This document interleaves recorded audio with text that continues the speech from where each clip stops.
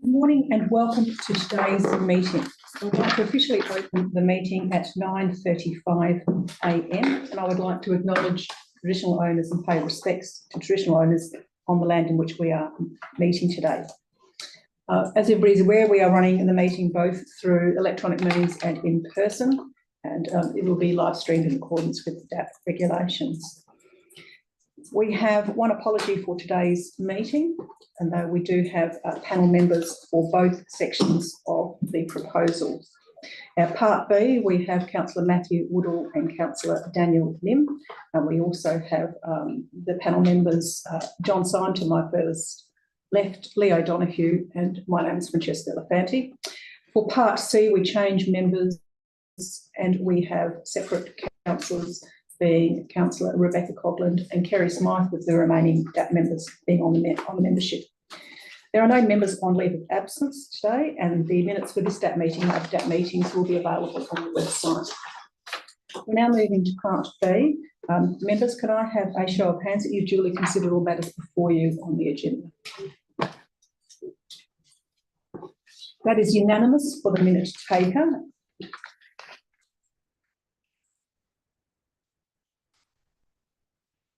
Members, are there any disclosures of interest in relation to Part B items?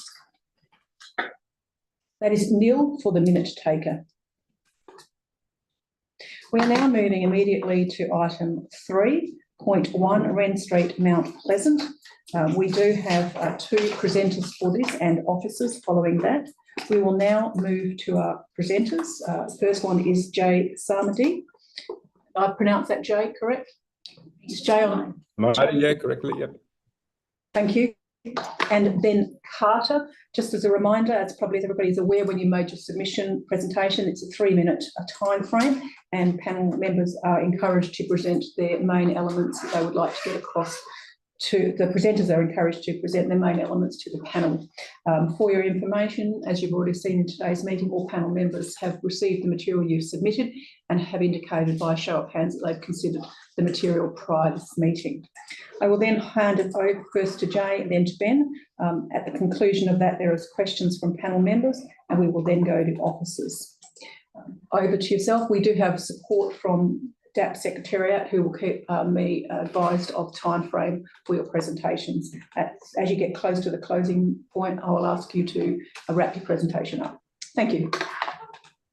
Thank you very much. Good morning, everyone. Thank you for your time and thank you for attending this morning. I'll just be fairly brief. Dear panel members and presiding member, my name is Jay Samadi, Director of Emergent Property. Emergent Property is a boutique residential development firm. We focus on medium density infill and brownfield projects in WA.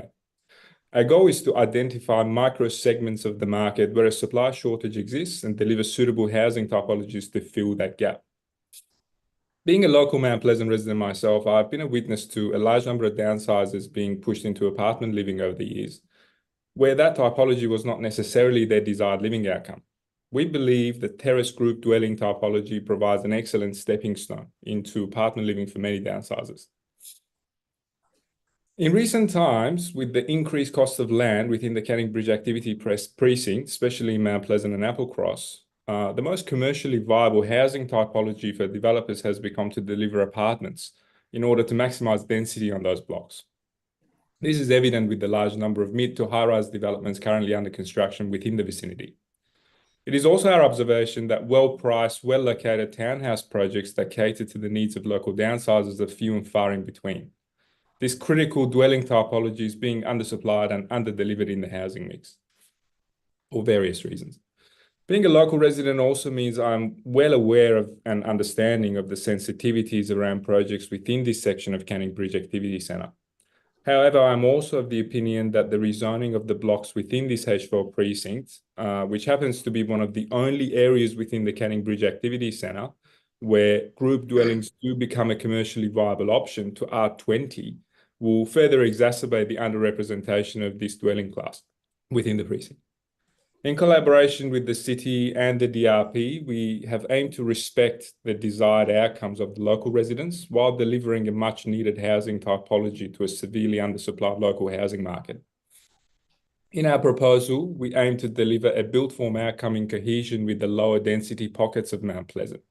The street presence of our project is similar to that of a traditional 311 Mount Pleasant home. The impact on the neighbouring properties to the south is also similar to a 3-level dwelling constructed on an R20 block or similar. The group housing typology also allows us to minimise overlooking onto adjacent neighbouring lots in comparison to many apartment developments in the vicinity. We believe that the projects like this fill an important gap in the housing mix in the Canning Bridge Activity Centre, while having limited impact on amenity for the neighbouring residents. They also create a logical step down in density from the H8 zone land to the northern boundary of Wren Street. On this note, I would like to seek the panel's approval, subject to stipulated conditions in the city's RAR for this project. Thank you very much. Thank you. We will now go to our second presenter, Mr. Ben Carter. Thank you, Madam Presiding Member, for the opportunity to present to you today. Panel members, so obviously the application before you is for deferral. We do seek that it is approved today, subject to the alternate recommendation, and that's really on two bases, both comments, I guess, dealing with the deferral around the planning framework itself and the strength and quality of the proposal. So in terms of the proposal itself, again, as our client Jay has noted, we've specifically chosen a terrace typology here. It's an optimization of the yield and density. It's not a pure maximization of what can happen on this property quite clearly.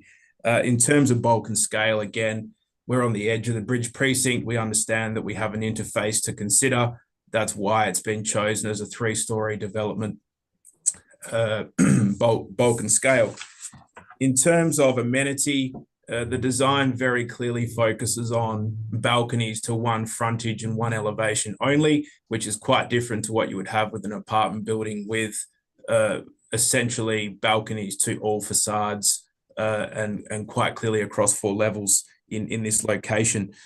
Noting sensitivities around parking and those types of things, the development has a solid provision of parking, including 2 bays per dwelling and visitor park on the site.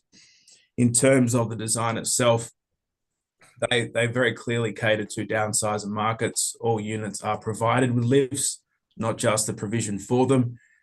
In terms of the landscaping aspect as well, we've quite clearly chosen to keep mature trees to the rear, which assists with development interface, whilst introducing a series of additional trees throughout the property to increase the canopy cover for the development itself. And as our client has noted, the design review process has been fulsome, and they're very much in support of the project in front of you from that perspective, not just from a aesthetic perspective, but also technically and functionally as well. In terms of the planning framework side of things, we obviously have an active activity centre plan in place. It contemplates this development, save for 30 centimetre variations to site setbacks. This is a compliant development worthy of support. In terms of the Canning Bridge precinct, it's been subject to change since 2021. There's been various machinations of reasons why there's the changes. Our view is there's 2 parts to the changes. One is closer to the bridge itself, plot ratio, community benefits, design excellence, need nexus between asking for discretion and what you give in return. And 2, the southern boundary change, which is what our project relates to. Now, in terms of the southern boundary change, in the council's own minutes, they acknowledge that the city is quite clear to say that both the WAPC and the minister have never supported a change to the southern boundary for Canning Bridge, noting that there's issues for this being strategically located land next to an activity corridor. That hasn't changed. In terms of the station itself. Sorry, Ben, you are going to need to slowly wrap it up. We are at time limit now. Well, thank you. Canning Bridge is noted as a Metronet train station as of 2 weeks ago and has had significant funding upgrades for bus interchanges. So that speaks to the precinct seeking efficiency for development and infill. And finally, I would note that there certainly is no certain track record for de-densifying or regressing codings there's a track record of keeping the same or increasing densities whenever this type of activity to water down densities has occurred across Perth. And for those reasons, we would seek the panel move the alternate recommendation and approve the proposal. Thank you. Thank you. Panel members, do you have any questions for these first two presenters before going to officers? Yes. Yeah, just quickly, there's some conditions suggested in the alternate recommendation. Have you got any trouble with any of those? Thank you, panel member Simon. We were provided with the benefit of reviewing those conditions prior to the RAR being finalised. The conditions in front of you represent modifications that have already been made, so we accept those conditions as set out in the report. Okay, thank you. Are there any other questions from panel members at this junction? If there are no other questions, thank you. We will now move on to officers at the city. We have a number of officers. If you just want to introduce yourself and then provide information. Through the chair, thank you. My name is Peter Varellis. I'm the city's Director of Planning. And I'm Gavin Davies, Statutory Planner. I undertook the assessment of the proposed development. The assessment was reviewed against the current framework. Only one variation was identified during my assessment. So the proposed development pretty much aligns with the current framework. Peter will now talk about our reasons for deferral.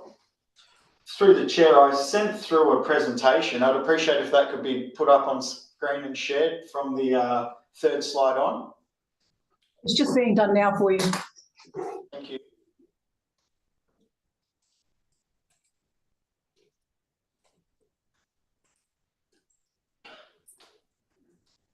We could go straight to the third slide, that'd be appreciated. Next one. Thank you. Council approved a series of modifications to the Canning Bridge Activity Centre plan on April 2023 and forwarded those to the Department of Planning for consideration. The changes included a series of built form controls, as Mr Carter spoke to, including plot ratio, new height limits, and amongst other matters, a revised boundary for the Activity Centre plan. The subject property sits within the revised boundary. I've illustrated that on the screen by the red border. The existing CVACP property is identified within H4. The council modified CVACP identifies the property as residential R20. I'll leave that on the screen for a moment. Will you please go to the next slide? The proposal generally aligns with the relevant provisions of the current approved activity centre plan. The proposal is within an area that's subject to modifications that were resolved and supported by council. Determination while the CVACP is under review from the city's perspective and having regard for council's adopted position could prejudice the intended built form outcomes for the area. The city is aware that the assessment to the WAPC for the CVACP is progressing, and from the city's perspective and from council's point of view, the modifications have been prepared on sound town planning principles and sound town planning processes. The latest communications with DPLH indicates a determination is expected by the end of this calendar year. At this time, deferral is considered the most appropriate recommendation to prevent potential development outcomes that could negatively impact the intended character of the area and out of keeping with council's adopted position on the structure plan. Thank you.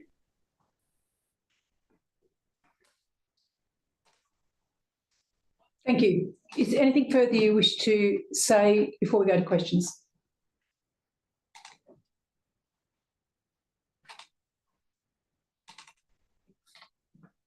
Can they hear us okay? Officers, is there anything further you wish to say before we go to questions? Nothing further from us, thank you. Thank you. Panel members, do you have any questions to city officers? I've just got one question concerning the yes, we're going to Lee and then we're going to Daniel Lim. The conditions. The conditions. What's the time period as a result of with these conditions? Is it 2 years or 4 years or?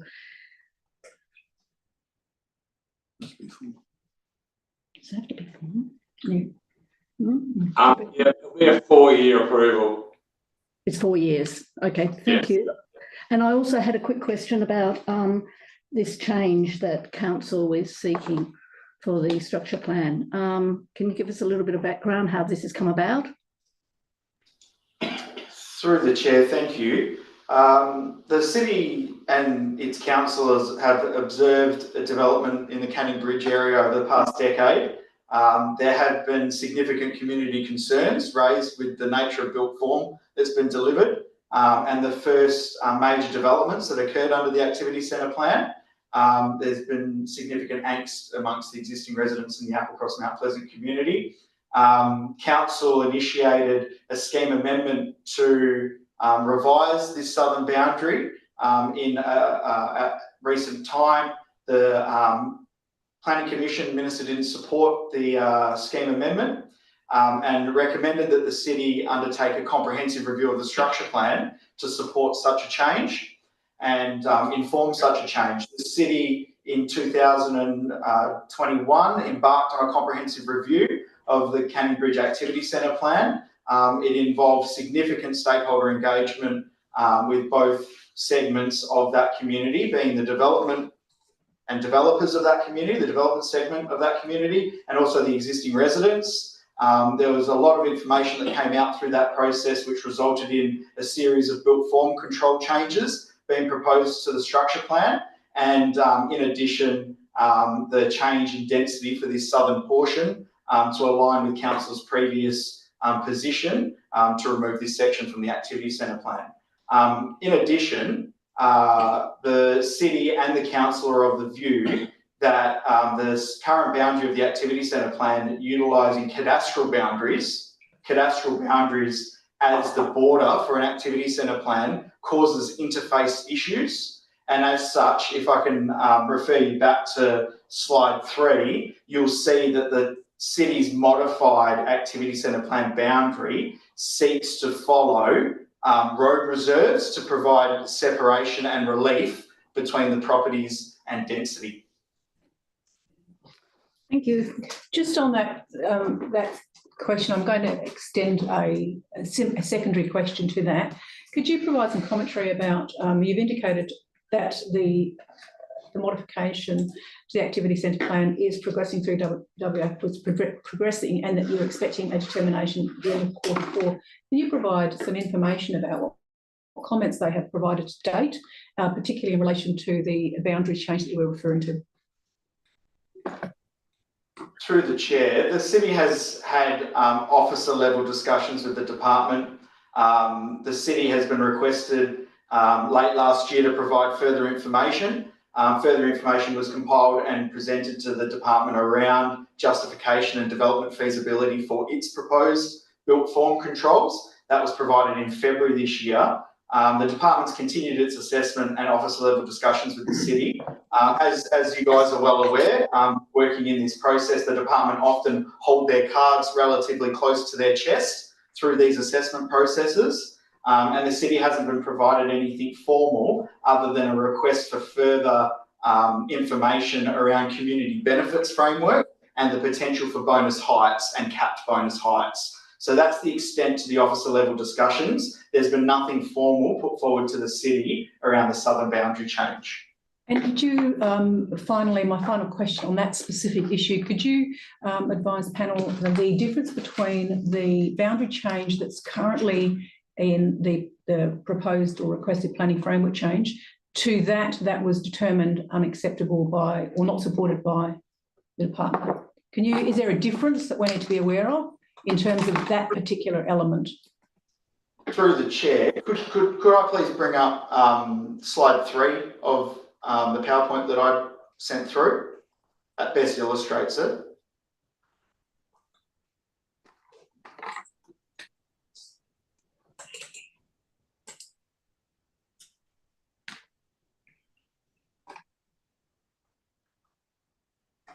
The key difference is that the council adopted position is that the subject site is R20 in purple in figure 2 below, and the current approved activity centre plan shows it as H4, also shown by the red boundary in the figure above.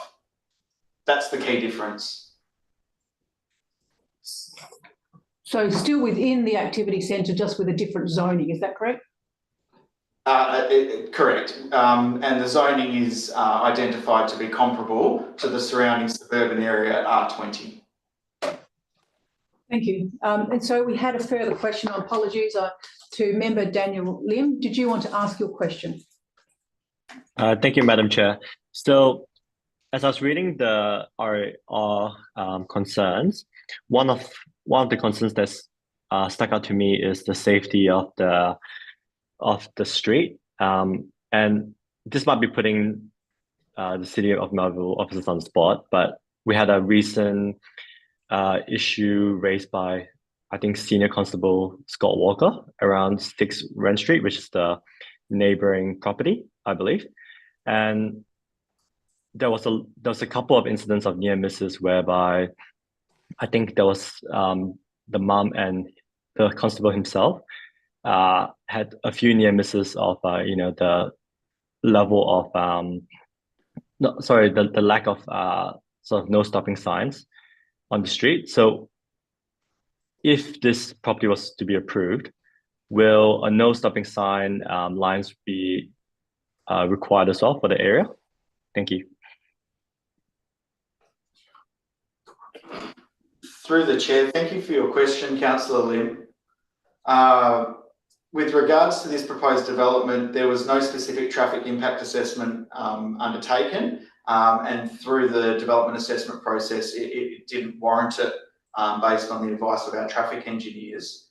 The matters that you've raised appear to be concerns with the broader access network surrounding this area, and that's a matter that we'll raise directly with our transport team and have that looked into. I don't think, based on the information that's come forward through this planning assessment, that this proposal has impacts on the issues that you've raised.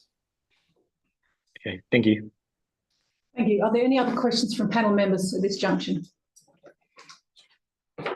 If there are no other questions, thank you, presenters. We now move back to the RA recommendation. As everybody is aware, we will deal with the RA recommendation first. Depending on the outcome of that, we will then deal with alternates. We're now moving to the RA recommendation, which is at the beginning of the agenda. It's a recommendation for deferral. Is there a mover for the RA recommendation? Oops, sorry. It is moved. Daniel Lim. Is there a seconder for the RA recommendation? It is seconded. Matthew Woodall. Would the mover like to speak to the item? Yes, thank you, Madam Chair. So I think I first would like to commend Jay Samadi and the team at Emerging Property for the high quality development that's happened in the area. I do understand there's restraint taking place.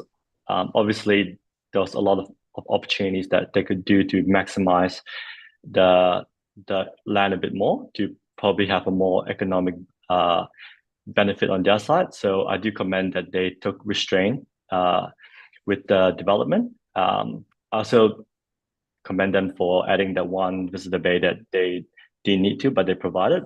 So I appreciate that, as a fellow resident of the ward, that developers will take these kind of considerations in place on future developments as well. So that's something I do commend. I think I do support the deferral of this development until we get further information from CBACP, because I think we need to assess each development holistically as well, not just as an individual property. So I think the more information we have, the better decisions we are able to make in the long-term plan of to sort of conserve the characteristic of the area. So all in all, I think it's an excellent development, but I think we're just lacking information that we just simply don't have right now. Thank you. Thank you. Would the seconder like to speak to the item? I'll reserve my right, thank you. Is there any other speakers on the item? Yes. Look, I'm not going to be supporting the RAR recommendation for deferral. As it stands, you have a planning framework that's in place, And I appreciate that council has voted and sent into the WAPC a proposal to code this area, but that has not been dealt with as yet. It still has to go through the process of being presented to SPC. We really don't know what that is going to look like. So that's one aspect. The planning framework allows this development to go ahead. The second point I would make is that this is a particularly well-designed proposal. I believe that it is filling that niche in the market for downsizers. I think this form of townhouse will be taken up by people wishing to leave their larger homes and consolidate into a smaller premises. I think it is well designed. I think it has taken, I think it fits into the existing streetscape of single and probably two-storey houses. At 3 stories, I don't believe that it will be detrimental to the amenity of surrounding residents, nor have a severely adverse impact on streetscape. In fact, I think it will be an attractive addition. So for that, for those 2 reasons, I'm not going to be supporting deferral. Thank you. Thank you. Are there any other speakers on the motion? Yes, John Simon. Yes, thank you. Look, yeah, I agree with all of that. I grew up in Mount Pleasant. I went to school, primary school there actually a long time ago. I know Wren Street well, and I must say it's changed dramatically over the last several years. It is now really dominated by a very large 7, 8 story building across the road from this one. Last time I was in Wren Street, that was giving significant overshadowing to these properties. So I think that any change from that down to something like R20 would be very unwise and frankly would be a big mistake and inequitable too, I must say. I think there's a lot more thinking that needs to be done in this, and I'm sure that that will play out over a period of time between the city and the department. But the fact of the matter is, and the simple fact is, the current planning framework allows this. This is an entirely compliant development with a tiny variation, which is not of any consequence. It is an extremely well-designed property, extremely well-designed proposal. The developers have chosen one of the better architectural firms around to do this. It is entirely appropriate for the market. I think the current pause we have in apartment building is not a bad thing in some ways, because it allows this, what we have called the missing middle, to be built in some sort of volume, which hasn't been the case now. This is a desperately needed building form. It provides very good density at a fairly, in a form which is applicable to a much broader market than apartments are. It is something which fits into a suburban streetscape very well. Is entirely appropriate. It comes out at roughly an R80 scale. Look, R80, R100 development on this site, even up to R160, is very appropriate if it results in the sorts of terrace house, townhouse types of building forms that we've got here, and particularly when they're so nicely designed as they are here.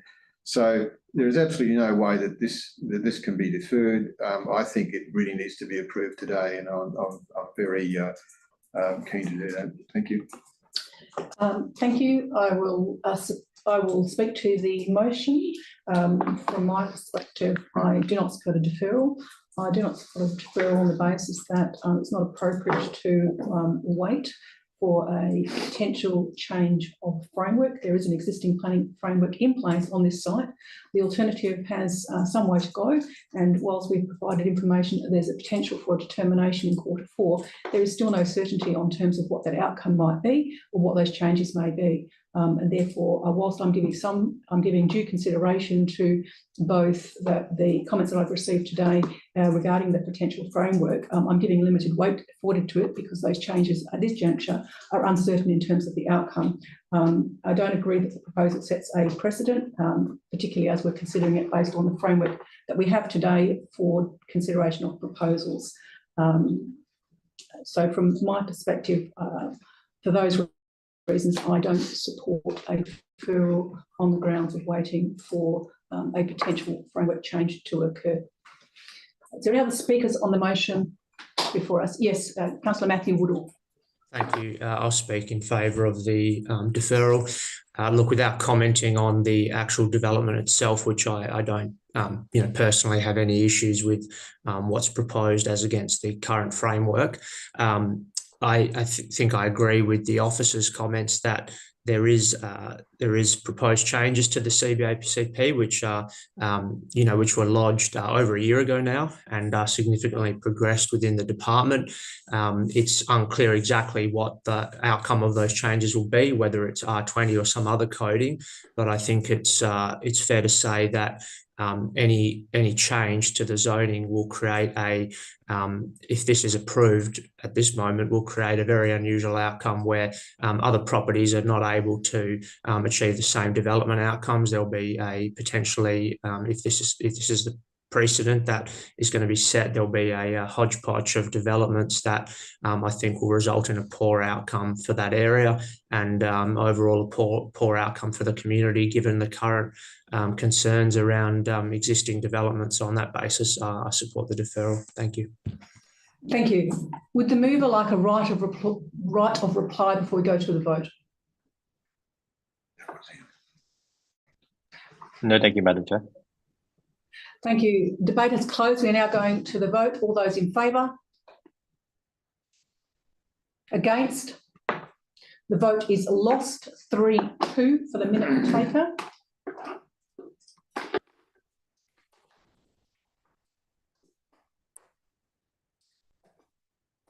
We move back to the agenda. There is an alternate recommendation at the end of the item. Is there a mover for the alternate recommendation as contained in the... I'll move it. It is moved Lee O'Donoghue. Is there a seconder? Yep. It is seconded John Syme. Would the mover like to speak to the item? Look, I think most of what I think I've already said, and I would concur with the other supporting members of the panel, so I don't really have anything else to add. Thank you. Would the seconder like to speak to the item? Look, I think I've said everything. This is quite simply consistent with the current planning framework. By law, we're really not, we're obliged to look at the proposed plans, but really give them whatever weight we choose. But the fact of the matter is this is entirely compliant with the current planning framework. Plus, it is a very good design. So I think we really need to approve it. Thank you. Are there any other speakers on the motion on the table? I will speak to it. I've already indicated my comments in relation to the planning framework. From my perspective, the judgment decision needs to be made on what we have, the framework we have to date in place, and weight provided to any changes is based on a number of factors. I've already indicated the comments in terms of my due consideration to the potential changes, the limited weight that I've afforded to those changes, and that those changes cannot be, one, preempted, and two, there's no certainty as to what they may look like or how that might alter, make any changes to the built form outcomes that are occurring in place at the moment. In terms of the proposal, it is a quality design, and the housing typology is appropriate and supported within the area. The scale and intensity, from my perspective, is appropriate and consistent with a number of zones that are lower than the current zoning in place, and the built form interface is sensitively undertaken. Overall, I think this development is a good development, appropriate in the context and the framework, and that it does not set a precedent. Basically, my views on not setting a precedent is that any proposal that's considered has to be considered on the merits of its proposal against the framework that is officially in place at the time, with due weight into any potential proposal changes. And I've given my rationale as to why I've only provided limited weight on the potential, the current framework discussions that are going on, changes that are going on at the moment. Those are my comments on the proposal. Is there any further comments on the motion before us? If not, we go to the mover for right of reply and close of debate. No further comment, close of debate. Debate is closed. We are now going to the vote. We are voting members on a recommendation for approval. It is the recommendation that is contained on page 9 of the RA. That is the alternate. There is no changes to the alternative, including all the advice notes. All those in favour? Against? It is carried 3-2 for the minute taker. For the minute taker, sorry, there are no Form 2 applications as part of Part B, and there are no SAT reconsiderations as part of Part B. Minute taker, it is 10:11 a.m. and we are now changing membership and moving to Part C.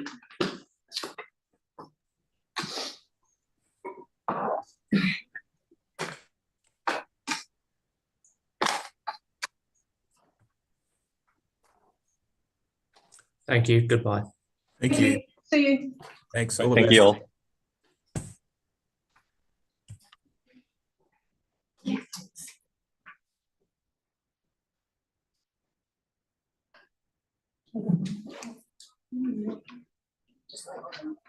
Yeah, sure.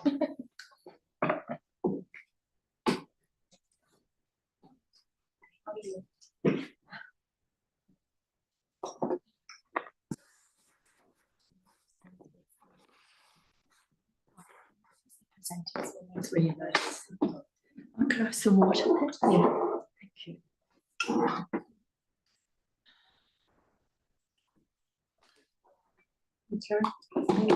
Miss Rebecca, one. Do you want some? No, Rebecca?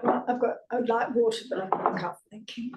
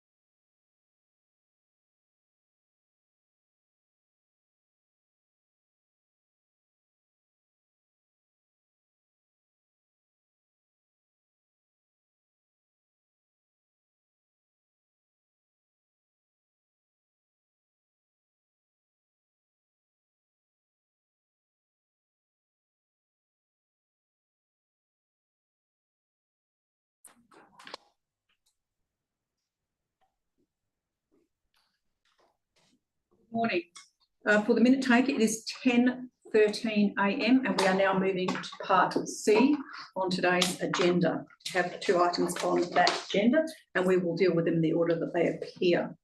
Members, the membership for today's for this part of the section, we have 2 members from Nedlands here. Councillor Rebecca Coughlin, welcome, and Councillor Kerry Smythe. Thank you. Good morning. We also have a number of officers available for today's meeting. I'll now move to item 1, Part C, which is declaration of due consideration. Can I have a show of hands, members, that you've duly considered all matters before you on today's agenda? That is unanimous for the minute taker. Members, is there any disclosures of interest for today's item? Yes, a member, Kerry Smythe. Thank you. These RARs were presented to the City of Nedlands Ordinary Council meeting on the 25th of June 2024. Under section 2.1.2 of the DAP Code of Conduct, I acknowledge that I am not bound by any previous decisions or resolutions of the local government. I undertake to exercise independent judgment in relation to any DAP application before me, which I will consider on its merits. So this relates to both items. I would also like to add, if I may, at this stage, that I understand that one of the adjoining properties is owned by the family of a councillor and a colleague on the JDAP. So I think I should declare this at this stage. I am confident to participate in the JDAP meeting impartially without any prior commitment or bias, and I will consider any application entirely on its merits as presented to the JDAP. Thank you for that interest. For the minute taker, interest has been provided. Approval is granted for full participation in today's agenda, and that includes a voting on the items. Yes, we also have an interest from Councillor Rebecca Cobham. Mine's entirely the same. I'm not going to read the words out because it's identical. Thank you. We have a second interest. Everybody is aware of what that is. Approval is granted for full participation today, and that includes voting on the items. Thank you. Are there any other interests at this juncture? There are no further interests. We now move through to the items. We will deal with them as they appear on the agenda. We are moving immediately now to item 3.1. We have two presentations for this item, and then we will have officers from the city. I will now move first to those presenters. We have Mitchell Cook from Clopper and David Architects, and then we have Carlo Famiano. There's 3-minute time frame, as you are both aware. You can change the order should you wish. You'll both have an individual 3-minute time frame. And if you can just advise who is presenting at which juncture.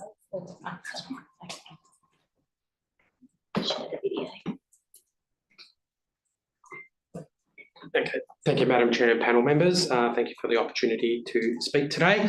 I'm presenting first. I'm just going to give an overview of the process of this application and where it's come from and where it's and what it's gone through. Mitch will provide a bit of detail on the actual design layout itself and the merits behind the design. You might recall back in April of this year, we had an application that was considered by the panel. It was deferred for a number of reasons. That application included some multiple dwellings, 4 multiple dwellings to the front of the site, and 6 group dwellings to the rear portion of the site. The deferral, following the deferral of the application, we held a number of meetings with the City of Nedlands, and we looked at it internally, and at the same time, the new R codes came out, Volume 1 and Part C emerged. So we had to revisit the entire design, looking and having due regard to that Part C provisions of the codes.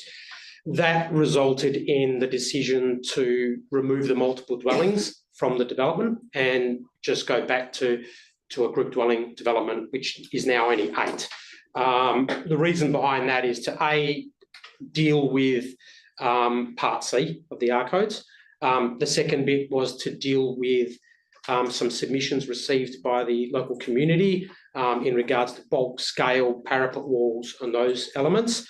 I guess the third reason was addressing the city's concerns in regards to the overall bulk and scale of the development. So our idea was to just reduce that bulk and scale to try and introduce some more landscaping and get a better design outcome. Looking at the deferral reasons, we believe that we've addressed those. Obviously, the first 2 deferral reasons related to multiple dwellings, one being the parapet walls, and the second one being the ceiling heights within the development themselves and within the multiple dwellings. Being that there's no multiple dwellings anymore, those 2 deferral reasons have been addressed.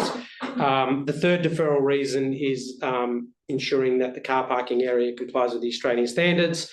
Through the revised design, the application was sent, or the design was sent through to our consultant engineers, which then prepared their traffic and engineering report, which demonstrated that parking manoeuvrability and access is satisfactory and complies. The fourth reason is to allow the application to go to public advertising, which it did. 2 objections were received, and from that there were some changes done to the plans to try and accommodate some of those points raised during the advertising period.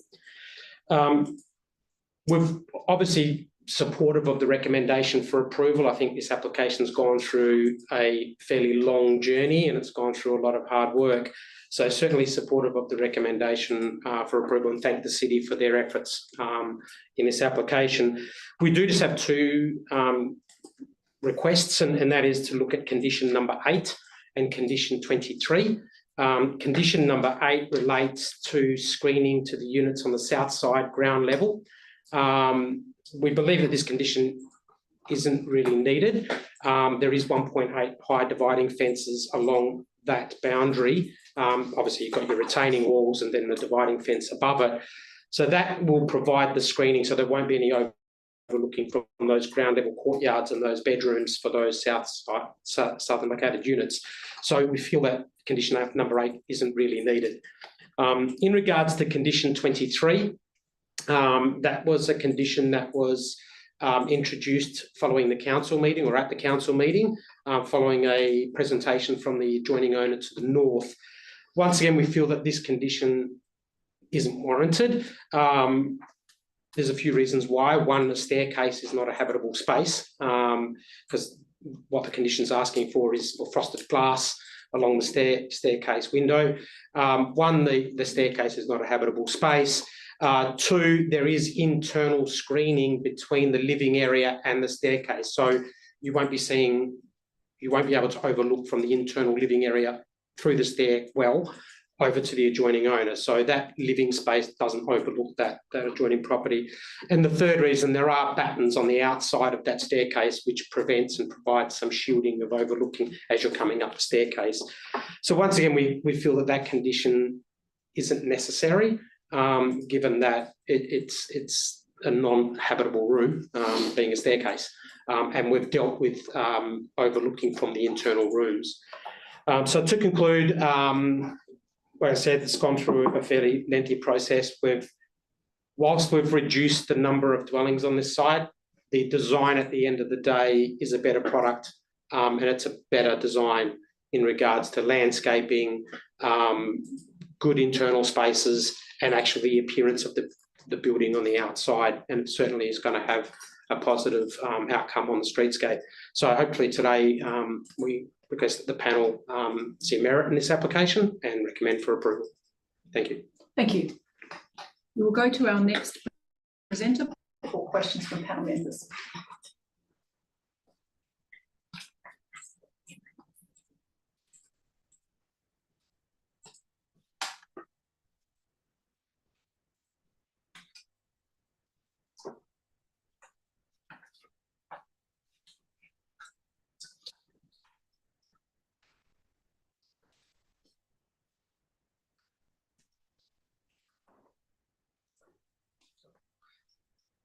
Thank you all. My name is Mitchell Cook, one of the architects at Clocker & Davis Architects. Been an absolute pleasure working on this design with the team and with the city.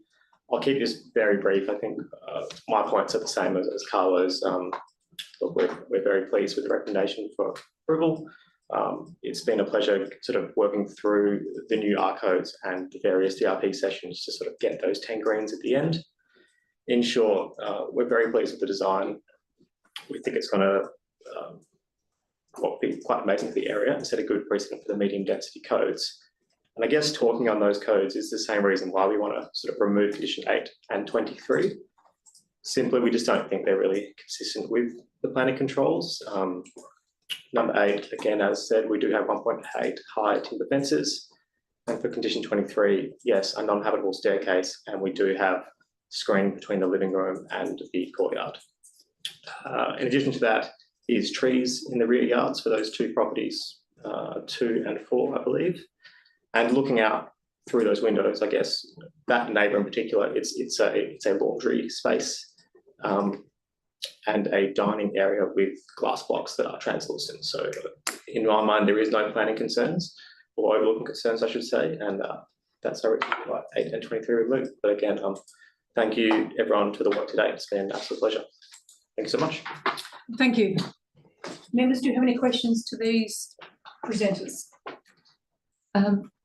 Yeah, I would just like for clarity to come up. Yep. To show their concerns about the transparency or the on the glass. Can you show it on the plan, rather than just speaking to it? Can you bring up the plan? Okay. Condition 8.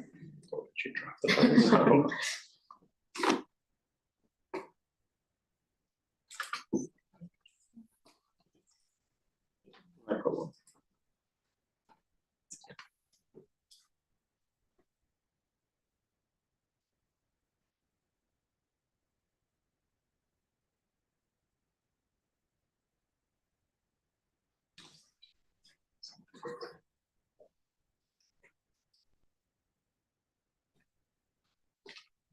Sorry, everybody was to find the right plan. I don't think we have the plan set in this set of drawings at the moment. Did they show up on any of your renders? Yeah, I saw the discussion and I just wasn't able to visualise what was being asked. Those plans are not in this set. I guess I can show that from the right. If you look at the right-hand side, the image there, that's that sort of taller glazing element with the solid sort of balustrade to the staircase. The internal timber screen is not modelled for the purpose of this diagram, but you can see the external timber battens providing a bit of shading and controlling the views out to the right-hand side, as well as the tree to the courtyard, providing some landscaping and privacy looking down. Can you go to the second last slide, which on that presentation? No, that one. This one? That one. Is that what we're looking at? This is on the opposite side, on the southern unit. It's actually facing the driveway, but it's a similar sort of aesthetic, yes. Yeah. So you've got those patterns. So how deep are they? At the moment, about 350. And spaced at 400-ish or so. So you've got to be straight on before you can see anything, otherwise you get in the deep. Yeah, and inside of that, against the staircase, there's actually a sort of more finer balustrade. So against the staircase, on the inside to the living room, there'll be sort of 100 or so battens at 100 centimetres, or some other device. But The battens aren't angled like. Yeah. no. Okay. No, but you've got So to be steering so, straight out yeah. before you can see anything, Otherwise, otherwise you've got to be Correct, yes. Yeah. Yes, the member, would you like to? yeah, I'm just trying to see that pit on that diagram, that photo there. Are there black battens coming? They're timber down? battens. Yeah, Timber yeah. battens, I see. And what was being asked is to have frosted on the inside of that glass. Yeah, frosted. To a We're certain trying to height. avoid the frosted just to get better light and better amenity to the unit itself. And is that looking into the central driveway? It is, but this image is indicative of the Same detail, which will be on the other side. Okay, looking towards the northern neighbour. The northern It neighbour. is set back, I think 4 or so metres from the boundary as well. So we're already 4 metres back from the I boundary. believe so, yeah. So I guess, we're trying to balance many things, obviously, neighbours' concerns as well as the amenity of our dwelling and connection to the landscape on the ground floor, which is an important part of the new medium density code. So by providing that sort of 1 metre solid balustrade, the timber screening and the timber screening to the inside of the unit, we really feel that we've sort of worked through this privacy concern. Okay, thank you. Any other questions at this juncture from members? If there are no other questions, we now move to city officers. Thank you. Thank you. So much. Oh, but before you go, Sorry, we do have one. have you got anything that would allow us to look at the ground floor courtyards? It's condition 8. Really. I don't have the.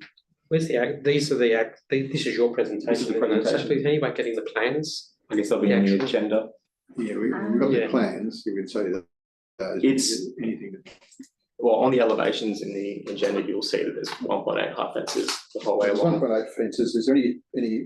I can't remember. I should know.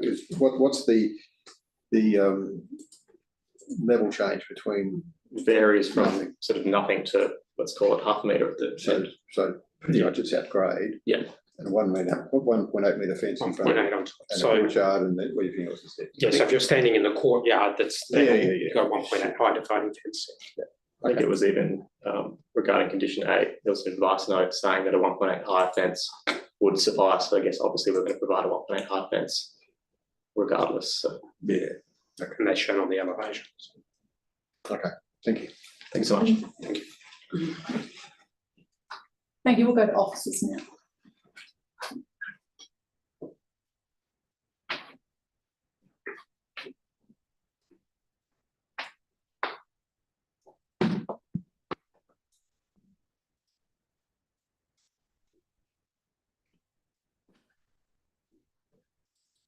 Excuse me, Yes, Presiding member, could you introduce the officers for people online, sure. please?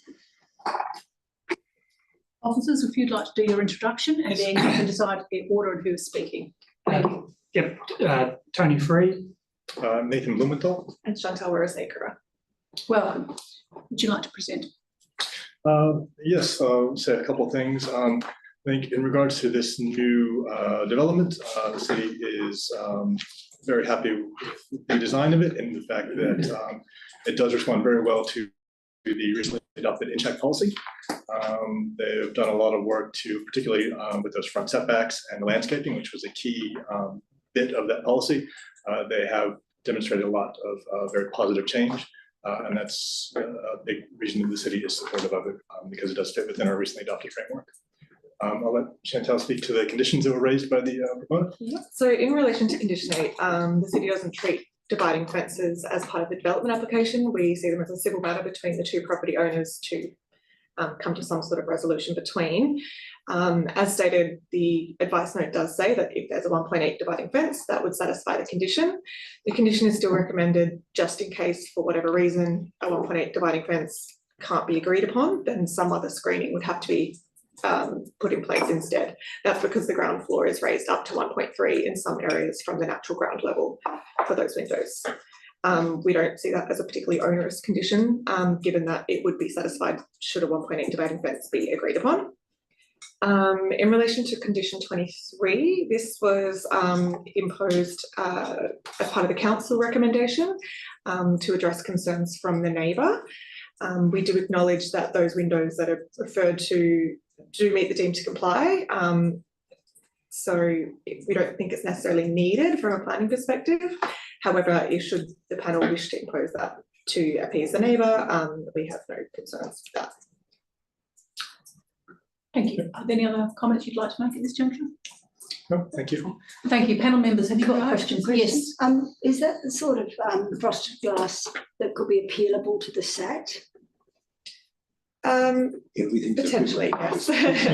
Yeah, given that the window does meet the deemed to comply, if it were to be appealed, it's unlikely it'd be upheld.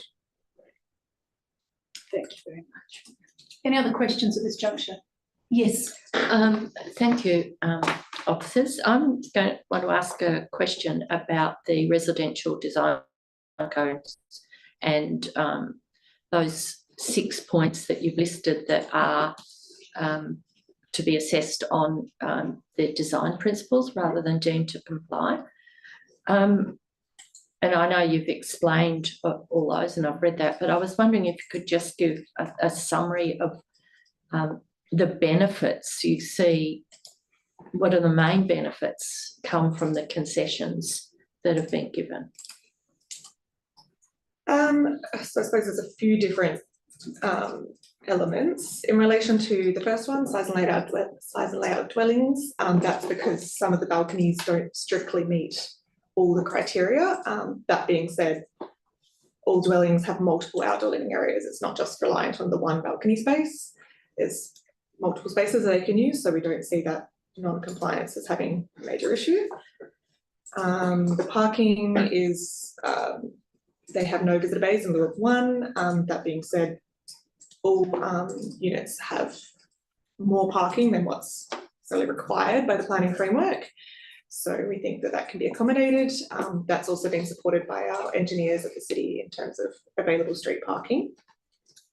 Lot boundary setbacks is potentially the most contentious, although we do acknowledge it's a much bigger improvement to what was first lodged. There's no boundary walls anymore. They are allowed boundary walls as a deemed to comply. So on balance, we do think the bulk and scale is within the density code. Site works is again more of a technical one because the site slopes 2 meters, over 2 meters. So we acknowledge that site works are going to be needed to some extent. Yeah, they are higher than the 0.5, but that's kind of what's needed to graduate the vehicle access and creating usable space. The visual privacy is, as discussed, it's more of a technical variation, hence why that condition 8 has been put on.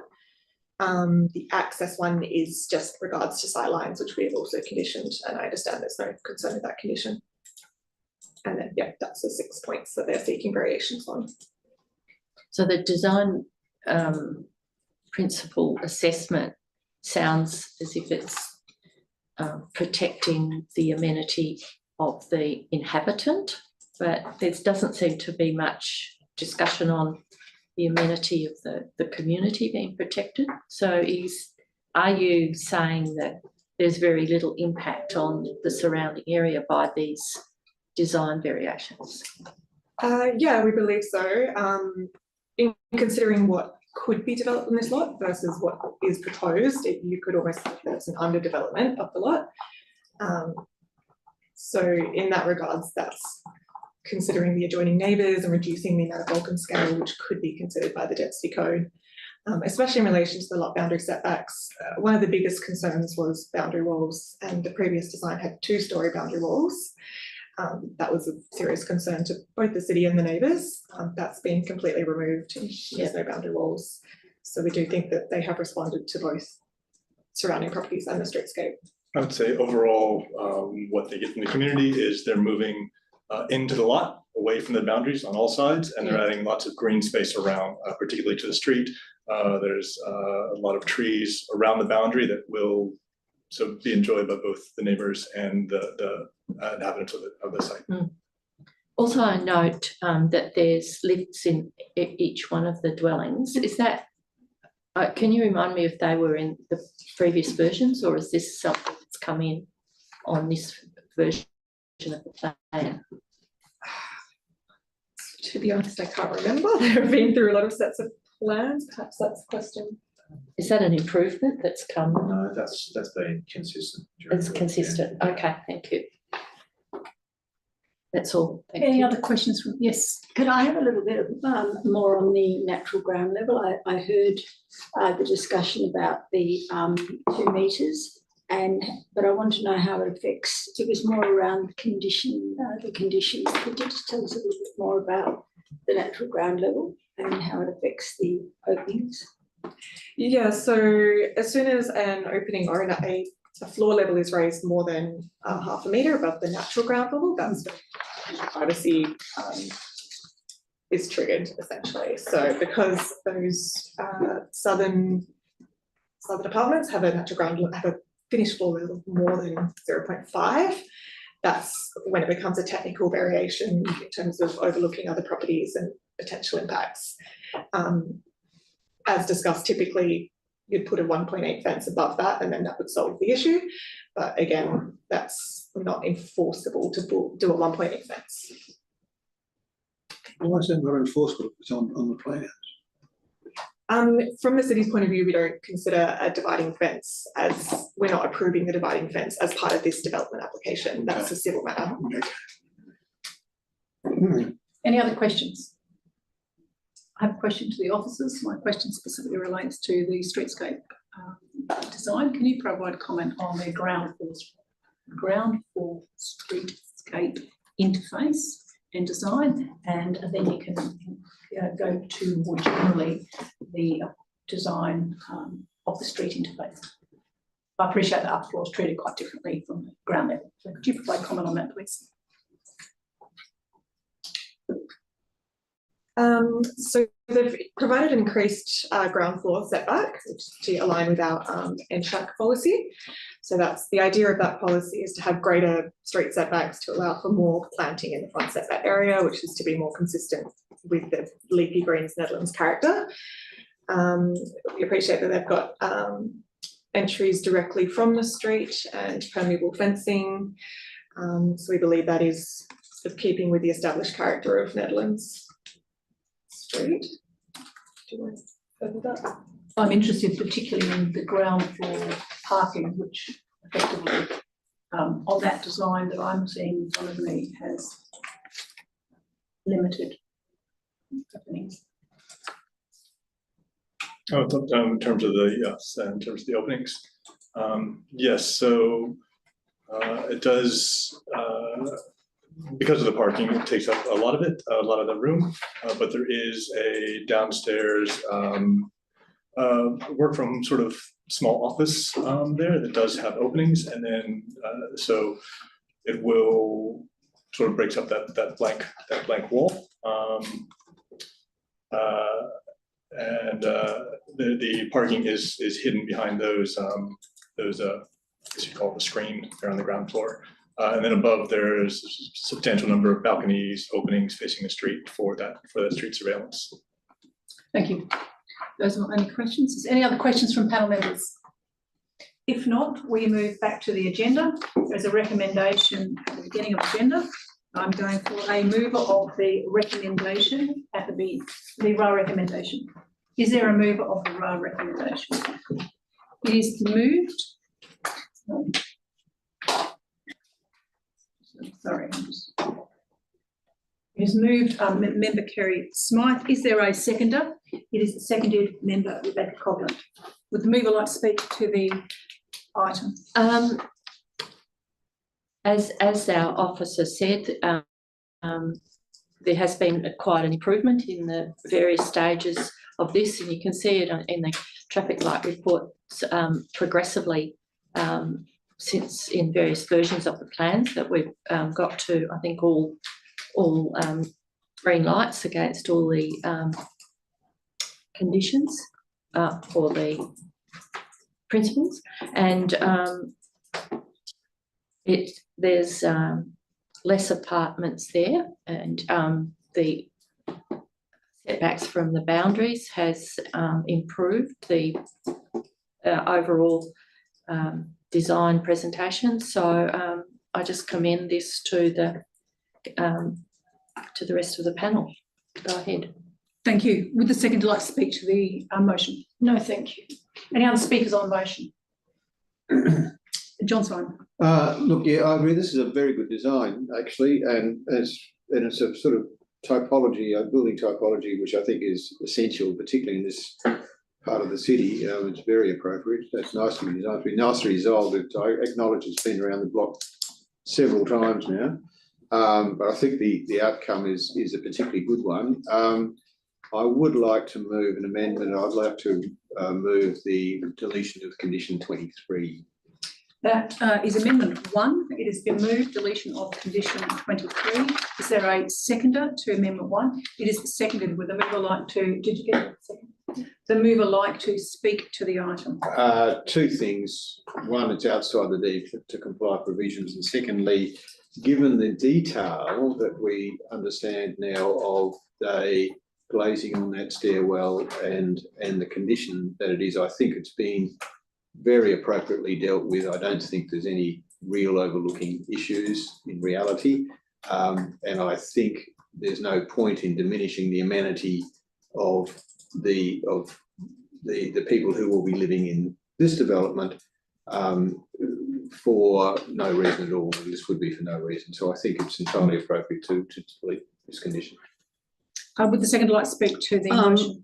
Simply that I concur with those comments. I don't see the need, and I don't. Yeah, I think it's not a habitable area, and I think that it's been well addressed. I don't think there's going to be any serious adverse impacts if we don't allow for that condition, which I don't think is really valid. Any other speakers on the amendment 1? I will speak to amendment 1. I do support the modification. I think the design is an excellent design. The incorporation of the treatment of both the stair and the internal spaces as part, and the exterior design, inclusive of a very large light catching space, I think I would concur with the comments made in terms of a level of impact on the overall design and amenity within the site. And I would also agree that in the context of what's been provided in the RA and comments we've received today, that the existing development is consistent with the planning provisions, particularly in relation to overlooking amenity considerations. Any other speakers on amendment 1? If not, I move back to move for right of reply. No, nothing further. Thank you. We are now going to the vote on amendment 1, which is deletion of condition 23. All those in favour? Against? It's carried 4-1 for the minute taker. Would you like to continue speaking? Look, I think I'll just reiterate, I don't think it's a very good design, very appropriate for this area. I'm open to deleting of condition 8, but I think I understand the city's reasoning for that, and in its current form, given that there is an advice note specifically referencing a 1.8 metre fence, I think it does no harm to stay there. So, but I'm open to have that out, but I don't propose to move that amendment. So, thank you. Thank you. Are there any other speakers on the motion? Sorry. Yes. Simply that I think I would concur with what Mr. Syme says. I think we've got a new proposal, and I appreciate that the applicant's gone to a lot of trouble to address the concerns that were raised back in April, and I think they've done it very well. I think it's a very nicely designed proposal, and again, it's a typology that's going to fit nicely within these streets and also address a need, which I think is growing for this sort of intermediate housing form. So, yeah, I'm very supportive of this. Thank you. Thank you. I will make some comments. I am supportive of the proposal. The proposal is an excellent design.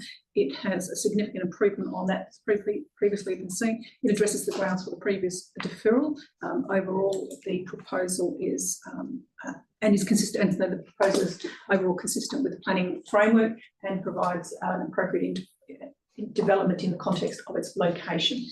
Those are my comments on the proposal. Would the mover like a right of reply? No, I have nothing else to add. Thank you.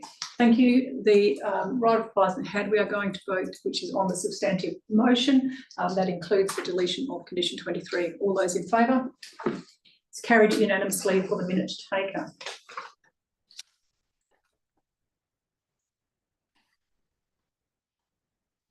Thank you. We will now move to item 4.1 on the agenda. We have that relates to 684 Broadway. We have one presenter. Would the presenter like to speak to the item? Please, the presenter online. Good morning, presiding member and panellists.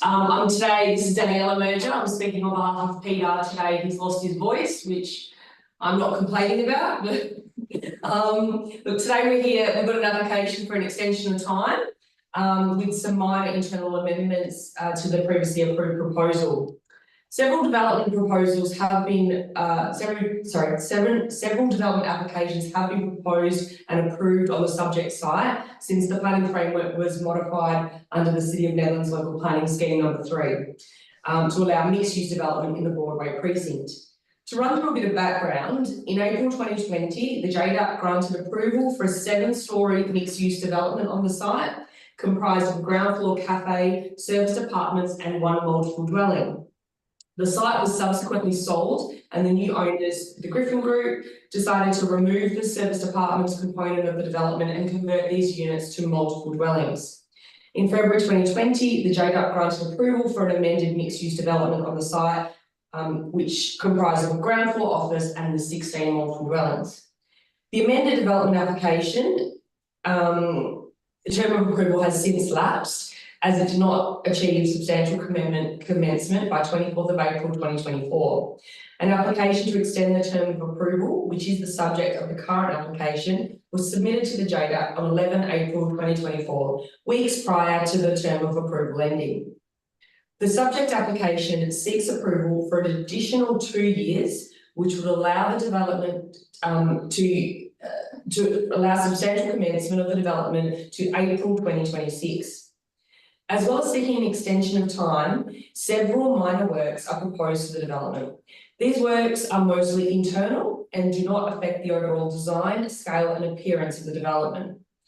The proposed works do not generate any greater variations or departures to the planning framework with respect to car parking, setbacks, building height, plot ratio, visual privacy and land use, all remaining consistent in terms of their compliance with the previous approval. The City has considered the extension of time request and the minor works proposed as part of the application and has recommended approval. However, interestingly, the officer recommendation was presented to the City of Nedlands Council at its ordinary meeting held on 25th of June and council supported the officer's recommendation. The applicant thanks both the officers and the council. Should the JDAP decide to support the city's recommendation, the development approvals period would be extended to 3 April 2026. Our client, the Griffin Group, is confident that the development would start construction by this date and that substantial commencement would therefore be achieved. A matter late in the process was brought to the attention of the applicant by the city regarding the proposed awning in the front elevation. The awning extends approximately 1 metre into the verge area above the ground floor, providing cover for pedestrians. The city has advised that its new CEO does not want to sign a form allowing the awning to extend into the council verge. Therefore, if the applicant wishes to keep the awning, we've removed the awning. However, if we wish to put the awning back on, we'll need to seek approval from the Department of Lands as advised by the city. In response to this matter, we have decided to remove part of the awning that extends into the verge so that all the parts of the development are wholly constructed within the lot boundaries to resolve this matter. A condition of approval has been provided to the JDAP to this effect, which the applicant supports at this point.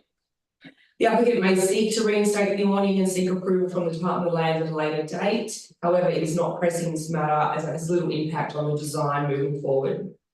And in the context of the application today, our primary concern is that we are able to extend the time of the approval in order to begin construction. I'd like to thank the panel for their time and the city for their recommendation. If there are any questions, myself and Peter are happy to take them. I hope we received your support this morning. Thank you. Thank you. Members, are there any questions? Yes, John Syme, and then we go to Rebecca. Oh, sorry, Rebecca, you go first. No, No. you go first. Yeah, well, some of your documentation, you said the question is why hasn't this got going before now, and why has it lapsed? Is it principally because of the logistical issues with the site next door?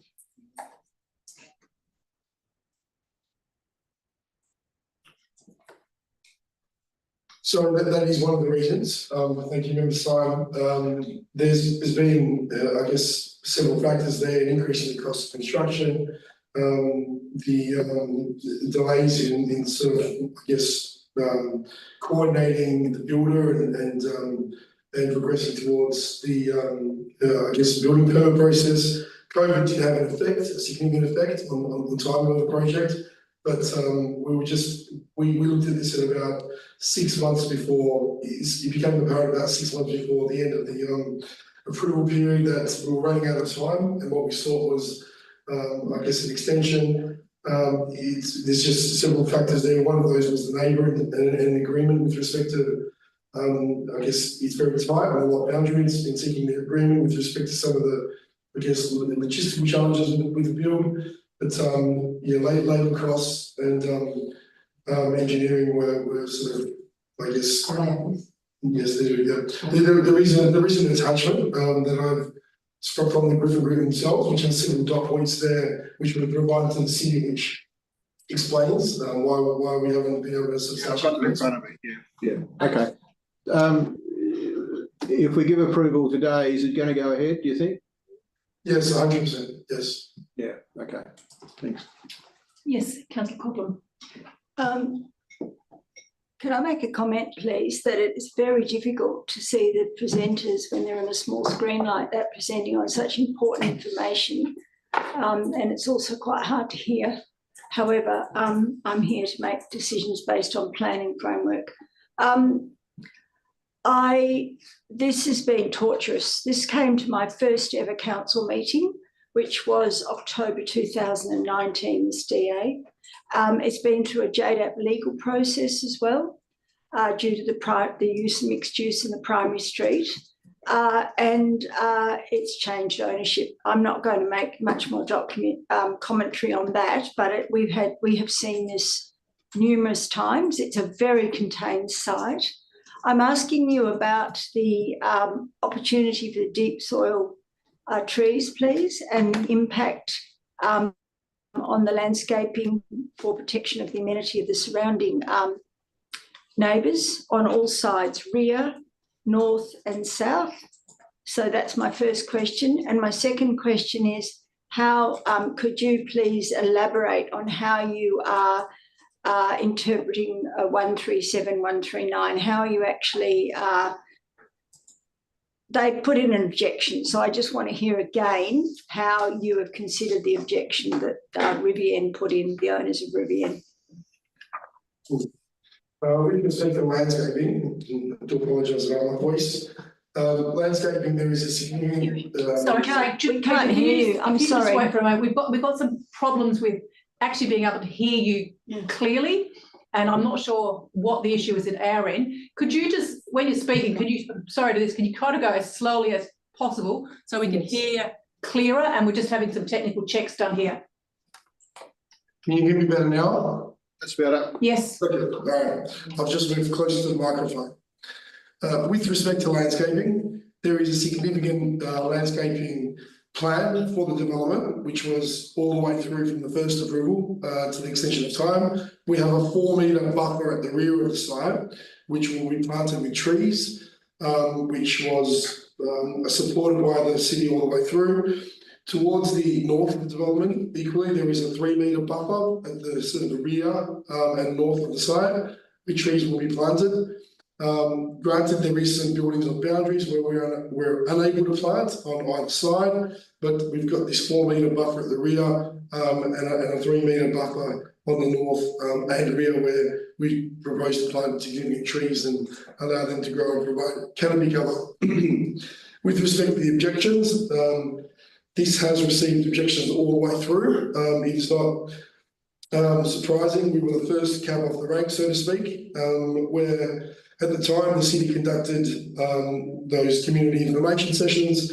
We were, since this has been approved, there's been more development that's occurred on Broadway and in the precinct, but it is a contentious development in terms of it being the first type in its area with respect to the new scheme and what was permitted. We have, I guess, consistently addressed those objections. We've tried to work with our neighbours, and there is also an agreement with the neighbour to the north, who is a councillor, for us to install some fencing during construction, which we've done. So there is some communication with that owner, with all owners, and I guess the development is what it is. It is capable of being approved. It is far better than the proposal that we had before for service departments, and this extension of time will allow the development to commence construction. Thank you. Another question. You made a comment about it's better than service departments, but that's not a planning consideration, the economics of it. Could you just, I'd like to hear a little bit more. This is only a Form 2, but with all due respect, because it's been in the process for 5 years, I just want to hear a little bit more about the landscaping as well, because will these trees thrive if they've got no deep soil to thrive in, if you're going to extend the concrete underneath? How are these trees going to survive? What have you got to say? Because we haven't got a landscaper here to address that.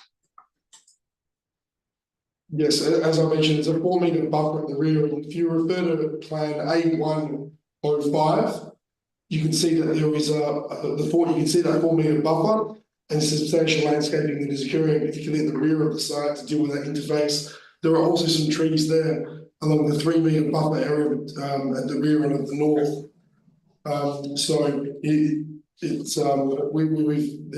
There is substantial planting. And the planting, along with the significant setbacks that we've got to the rear of 7 metres, and also to the sides as we sort of extend in and up, will, I think, sort of help to deal with the amenity to the adjoining properties in the rear and to the side. Any further questions? Yeah, I have. Yes. I've got a question regarding the opportunity that you have at this stage to redesign this project, this development, to conform to the local planning acceptable outcomes, to local planning policies that's reflects what the community and what the community wants and what's being conformed to by other developers, seeing you were first cab off the rank, why do you not take this opportunity to conform or redesign? Well, interestingly enough, when this development was first considered, and just to sort of probably outline that it hasn't changed in terms of its presentation and its external appearance, the city did not have a design review panel in place. So the applicant at the time engaged some of the best architects in the state to perform its own design review. We did 2 design reviews. The plan was referred to the city, who then did their own design review. They engaged an architect, and it was highly supported at the time in terms of the I guess the quality of the design and its compatibility with respect to a future planning context. So the design stands the test of time in terms of its appearance, in terms of its architecture, and there is conformance, and then there is and the city is probably after the fact, tried to implement some provisions that tried to limit development in the area. But we have a design that has not changed, that has been supported by architects and supported by the city's own design review referral. And that has not changed in terms of how the building looks. The works that we are proposing are internal, car park and some windows. They're not anything that sort of affects the external look of the building. And in fact, the land use issues that formed part of the first approval that was so contentious, this was a service department development in its entirety, has been sort of cut back to we had 8 service departments and to no service departments, and this is purely multiple dwelling development, which is what the community wanted. So not only do we have a great design, but we've also got a land use which is far more in keeping with what the community wants. Thank you. Thank you. Any other questions at this juncture? Thank you. If not, we'll go to city officers.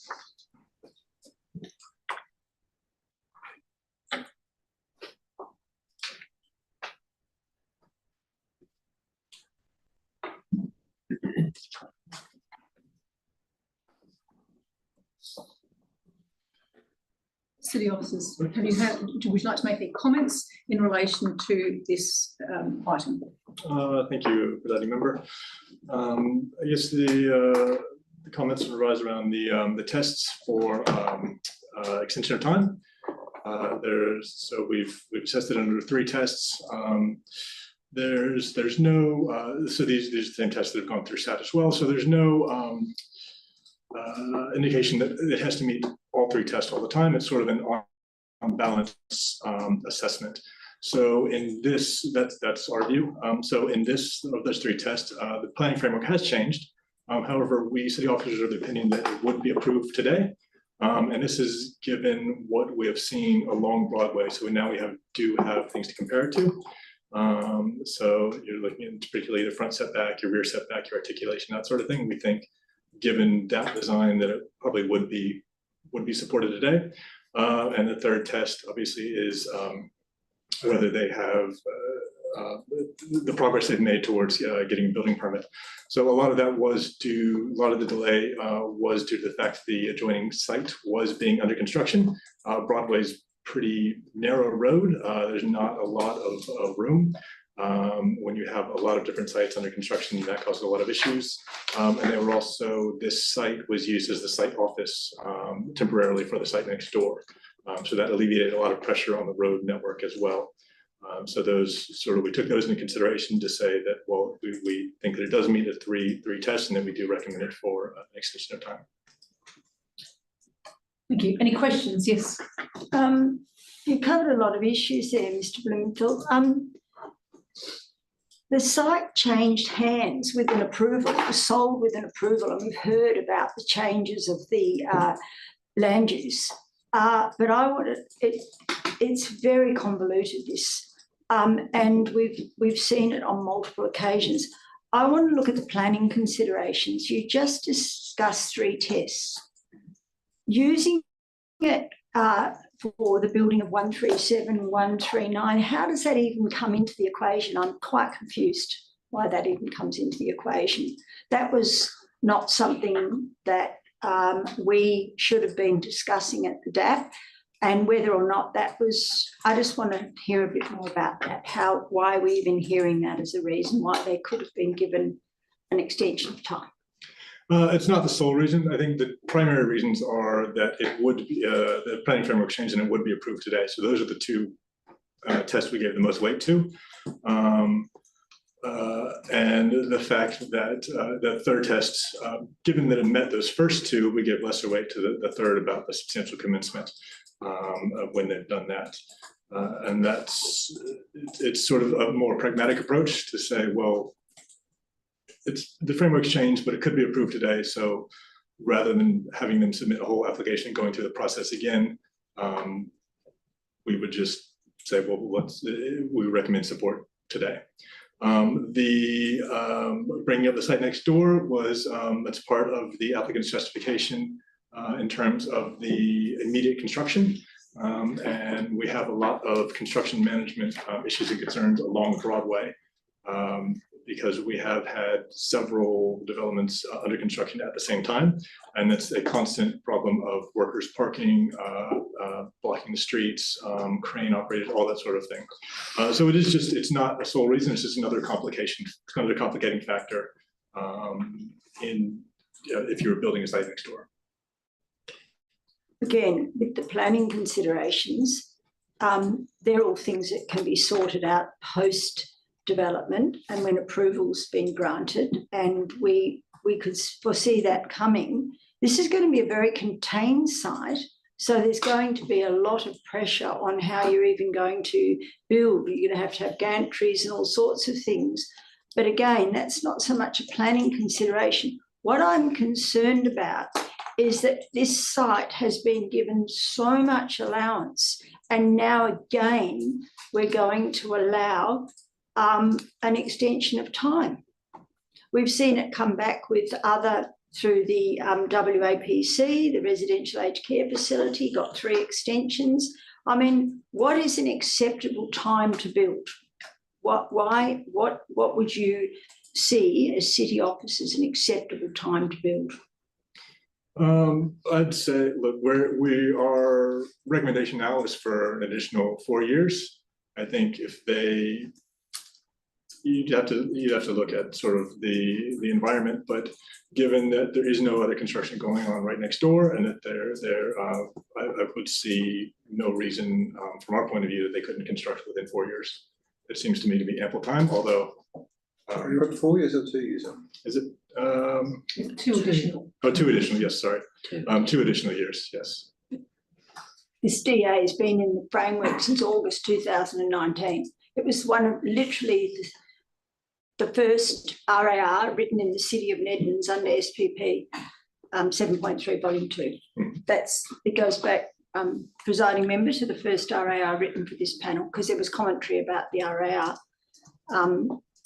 It's caused a lot of angst, not for all of the residents around, all of Broadway, and that's why we've got the discussion about the public realm. But it's just disappointing that we've not only had a scheme, but we've also got hiccups like we're seeing here, and we keep making excuses and we keep allowing it to occur. Well, probably just to clarify some of that, the planning framework allows for an approval to be extended. The applicants requested extensions and extension today.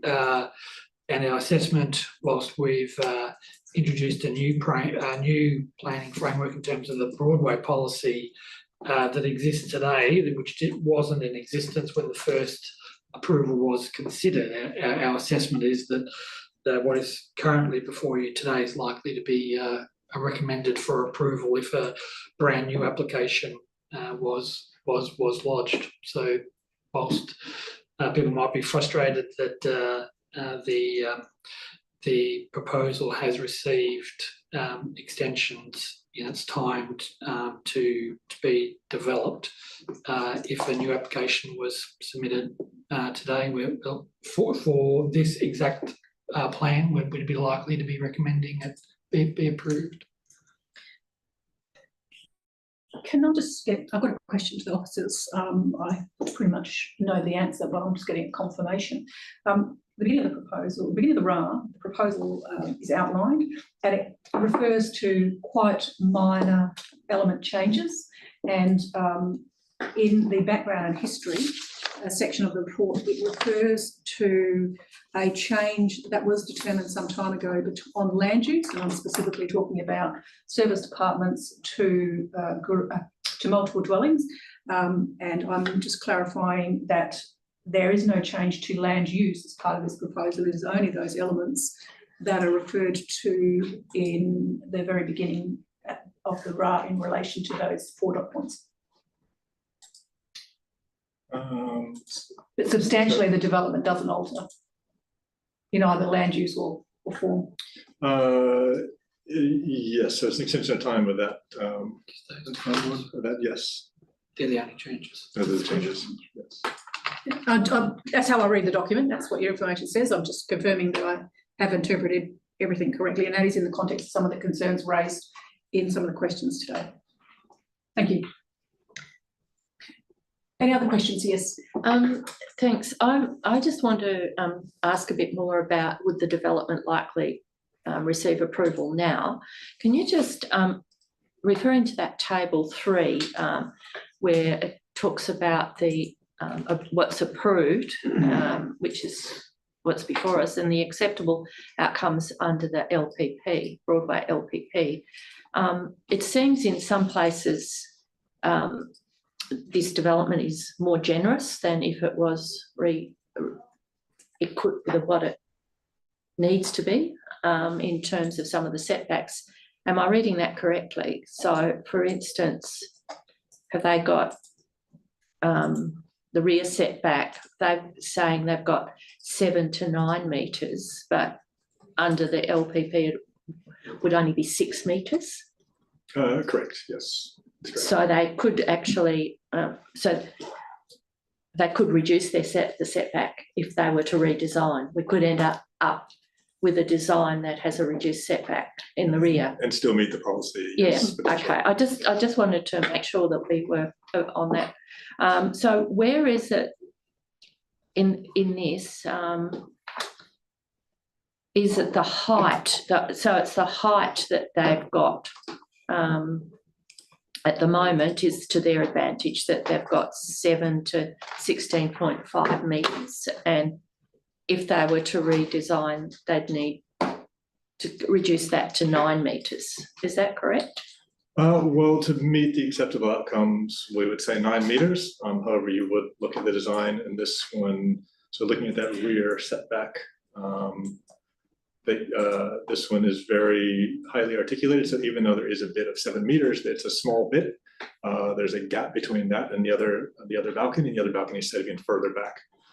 So it is actually substantially more than just the 7 metres. So they would have to conform, they'd have to reduce their height. With the side setbacks, they've currently got 2.5 to 3.3, and they would have to increase that setback to 5 metres. Is that?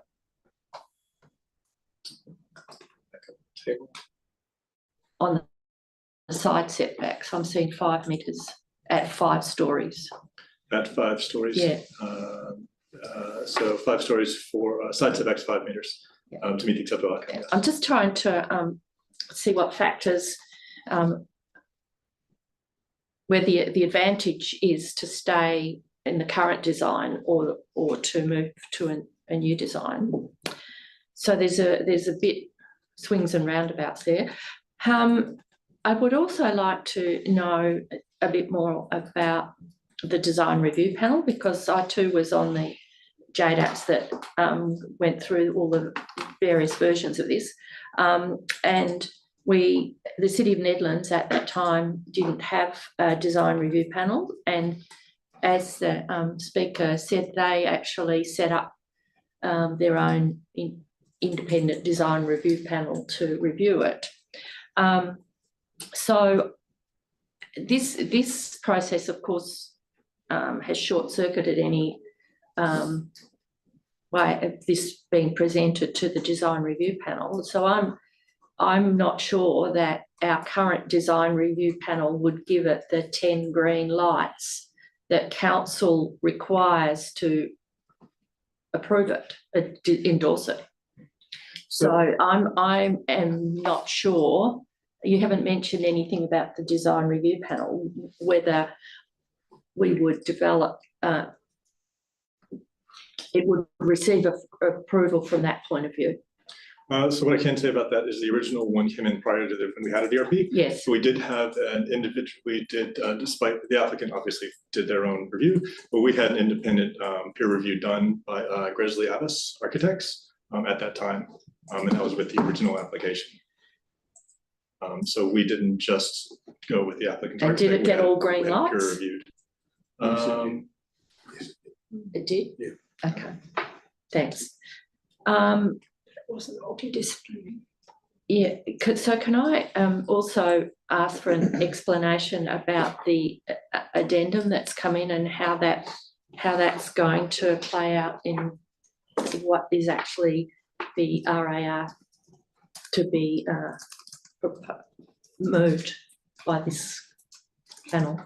Can you just explain that? Yeah, it just clarifies that the development's only for the works within lot boundaries, so it excludes the awning over the footpath. Yeah, but is it, what are you recommending for approval? What's being put forward? Does it include wasn't there an extra condition added? Was there an extra condition added? You're suggesting adding condition 25. Yes. So your new RAR, are we to take that your new RAR is actually provided in your an additional in your addendum? Yes. So it includes a main condition 2, a main condition, insert condition 10, insert new condition 25. That's correct. Thank you. Okay, thanks. Any other questions from panel members? There are no other questions. Thank you to officers. We are now moving back to the recommendation or the RAR. There is a RAR recommendation at the beginning of the agenda as is required in the DAP provisions. We will deal with the recommendation as written in the RAR, noting that has been discussed today.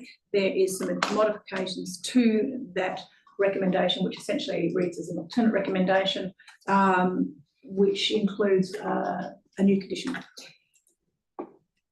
Is there a mover of the RAR recommendation as it is written in the agenda? Are we talking about the addendum recommendation? No, well, I'm going first to. We're required to go first to and make a judgment on this one, whether we approve it, term or other. Okay. Is there a mover of the RAR recommendation as it reads in the agenda? Neil, there's no mover or second, so we now go to an alternate. Is there a mover of the alternate recommendation, which was provided as part of our package of material, additional material?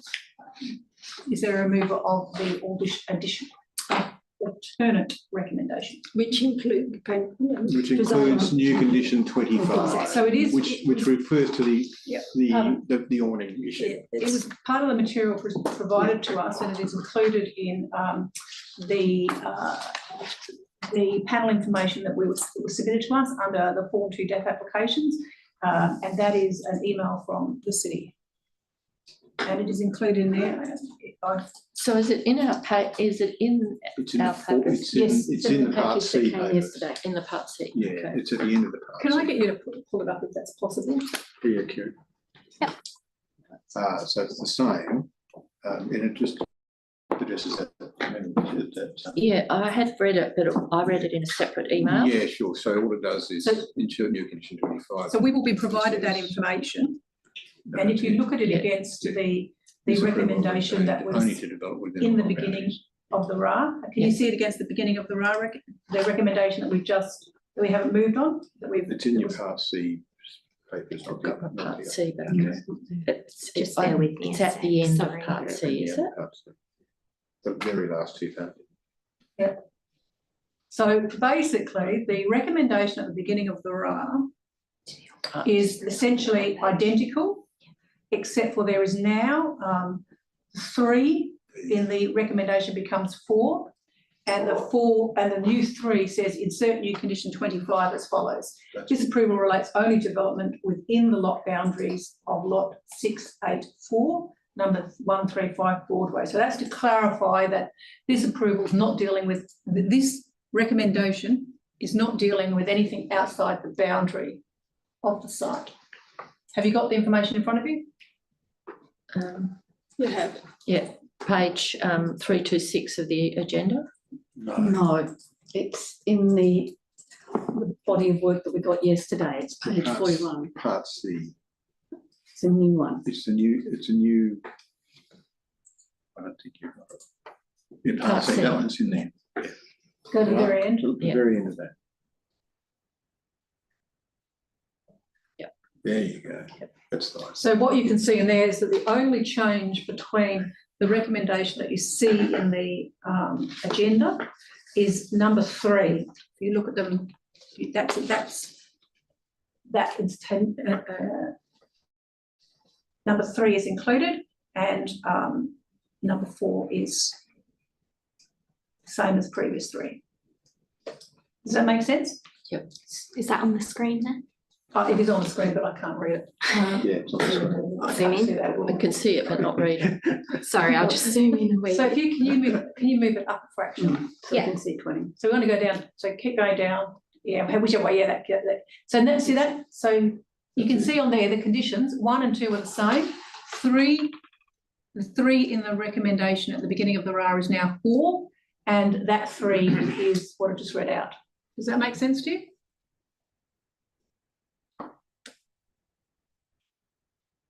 So are members clear what's? Yes. Okay, so now I'm going to ask for a mover of that recommendation before us, which is the alternative.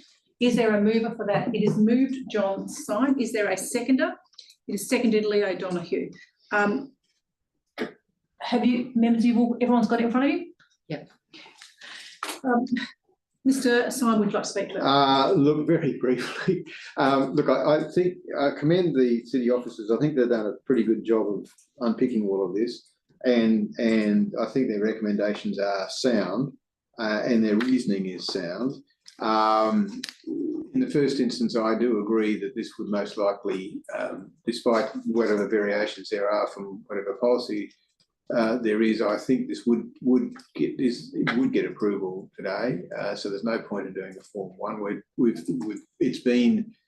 It's detailed concerning landscaping and overlooking and all the rest of the stuff has been debated at considerable length in the previous DAPs, and I think they've been properly resolved. Land use, the same sort of thing. It does come down to whether the extension of time is appropriate or not. And this is not the first application that we've had in recent times, which has been looking at a couple of things. First of all, the vicissitudes of the current construction market. We have accepted that recently and reasonably routinely now, I think. So that is accepted as a reason for no progress up to date. I think, interestingly, on this particular case, because it's had this very substantial development next door, which is really been taking over geographically the whole patch, that is also a reasonable barrier which has been in the way.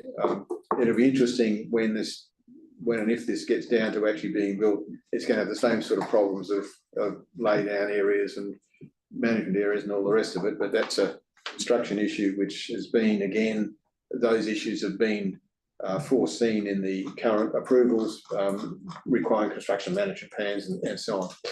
So I think it is appropriate in this case that we give it an extension of time. 2 years is not a very long time, so I wish them good luck to actually get up and running in that time, but that's what they've asked for, so that's what I'm happy to give.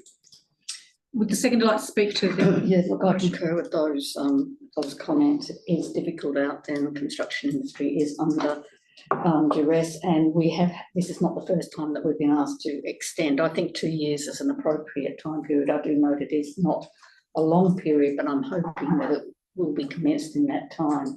And in terms of the actual development, as has been very clearly outlined in the RAR, if fresh development exactly the same came in, it would more than likely be supported.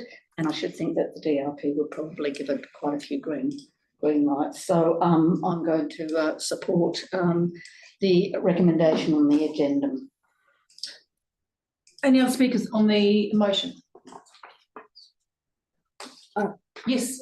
Yes, can I speak against? Yes, you can. Yes, thank you. Of course. I am speaking against this on the terms of the test. I do not believe that if this RAR came to Nedlands Council, that it would be supported when held against the local planning policy for Broadway. That I know that the city has put a lot of effort into these planning policies, a lot of investment, and there's the communities behind this. And if this was to be assessed again, it would it may be that the